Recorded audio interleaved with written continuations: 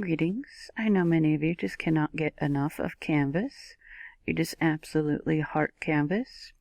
I really thought the announcement from the Merriam-Webster top word of 2020 might very well be Canvas, but no, it's appropriately pandemic.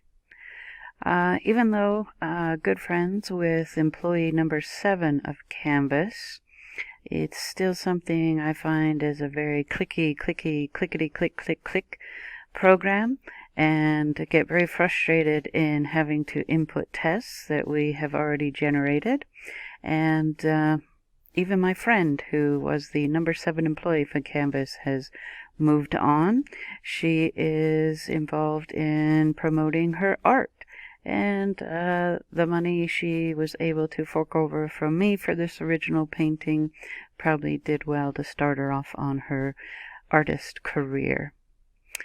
So, a little less clickety-click and take advantage of tests that you already have generated and don't need to retype into Canvas question by question and then forget to hit the save on the question and redo the whole thing. I'd like to introduce some of you to one of the great advantages, of which I find there are many, of the program Gradecam, which as members of Ridgeline High School you all have access to. Now, you could stop here and go to the Gradecam site and see the Student Portal Quick Start for Teachers video. They have a much more soothing voice for you there. Otherwise, you can continue and I'll show you how to use the Student Portal for giving assignments online. This is usually the default screen when you log into Gradecam. And to give students the Gradecam code that they will need to log in, you go to Classes, select the class you want to have them complete an assignment through Gradecam online, and you'll get your list of your students there. Then you click on the More and Student Login Codes. You can download an Excel or CSV file if that's easier for you. What I tend to do is just print this off and post it in the classroom for students to get their code.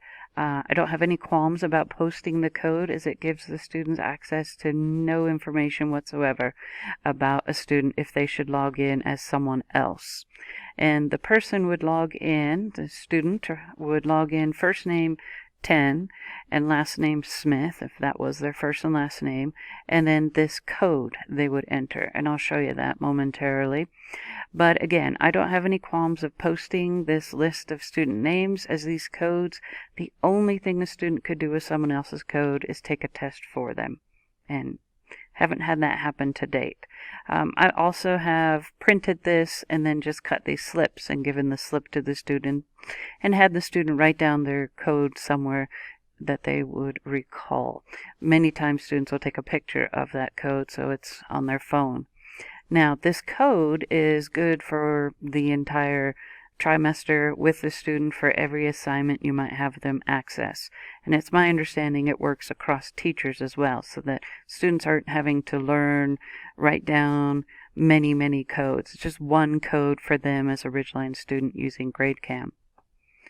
So if I want to have an assignment be part of the student portal, what I would do is go to that specific assignment. So just click the first one here, and I go up to this area here, the assignment UCK1, Student Portal Options. First thing you want to do is add online access. As you can see, my astronomy class will be taking this Wednesday. Now, when we have the remote learning, oftentimes students need access at a different time.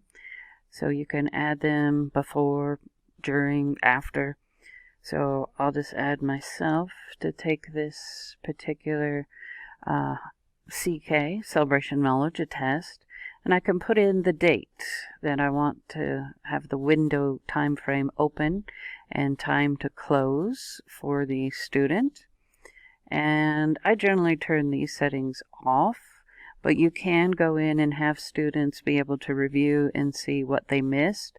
I generally don't do that because my astronomy tests are short answer, and so I like to go through and just double check the scoring before they freak out that maybe the answer was not interpreted correctly, or they had a slightly different answer than one that was keyed.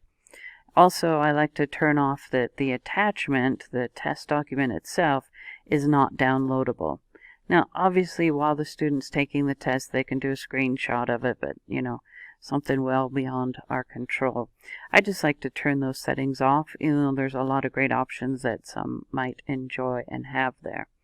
So I'm going to say November 30th, 8:30, that will work, and save.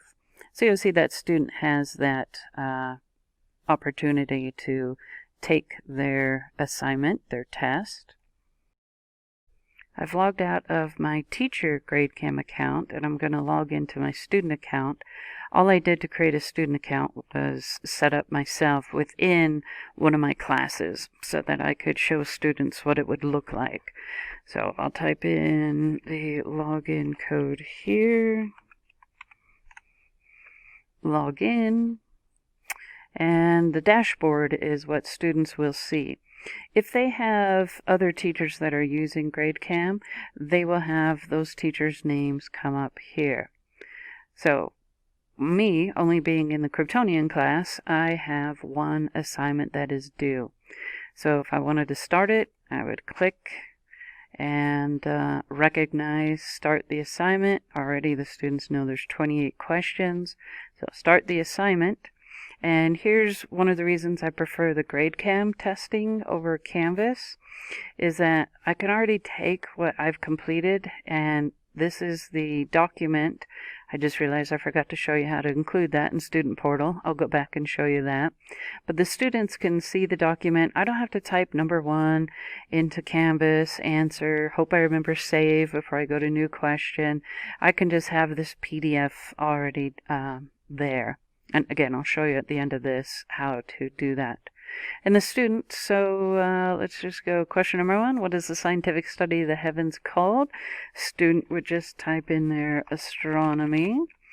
Let's see here. Number 9. Assistant Principal Crosby's date of birth is 2nd September.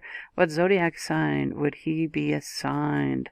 Number 9. Let's see if he's like Clark Kent and is a Pisces maybe. Without reading like students, let's just say false. And the students can navigate question to question over here, clicking on the item number. And again, they can expand this, make it larger for them to see. And when they are done, they hit turn in. And of course, I have 25 unanswered questions, so I'm just going to turn that in anyways. Alright, so it's successfully turned in, and I've turned off the settings that they can then go in and see, oh, I got that right, I got that wrong, but some teachers may find that extremely advantageous to do so. I'm going to go ahead and exit, and I'm now going to switch over to the teacher mode so that I can show you how to add the PDF document for students to take the test. Back in teacher mode here, UCK1, you see it's already been scored and not so hot.